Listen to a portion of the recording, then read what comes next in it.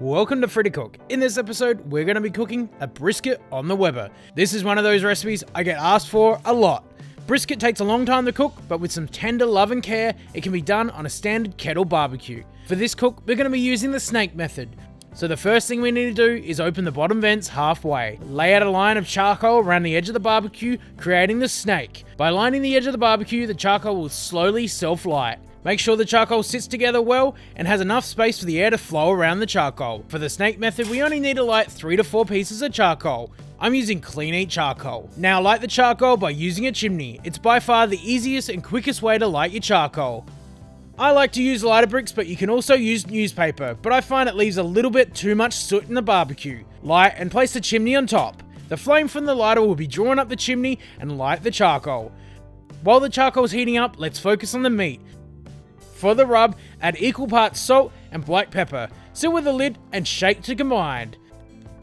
Next, you'll need a piece of brisket. I like to use the point of the brisket. It has more flavour and having a higher fat content makes it hard to dry out, but you can also use the flat if you like. Fully coat the brisket with the rub. This rub is extremely basic, so feel free to try any other flavours you like.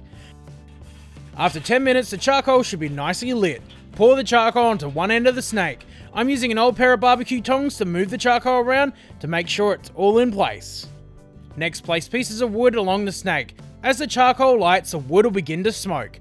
I'm using a water pan. This will help catch any fat, but also add some moisture. Place the grate over top and make sure to always use a temp gauge to monitor the heat. Place the brisket over the water pan. Cover with the lid and then fully open the top vent. This brisket will take between 8 and 10 hours to cook. After the first hour, brush with some watered down apple cider vinegar. This will help stop the brisket from drying out. After 6 hours, the brisket has a nice colour and it's time to wrap. Mop the brisket one last time before wrapping in a couple layers of foil. Place back on the barbecue for another 4 hours. After about 8 or 9 hours, the meat should start to feel tender. If you like cooking by the temp, you're aiming for anything between 200 Fahrenheit or 205.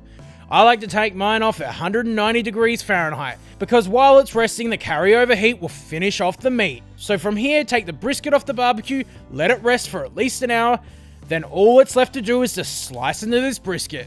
There you have it, brisket on the Weber. Slice it into beautiful pencil thick pieces. With a little bit of tender loving care, you can smoke a brisket on a kettle barbecue.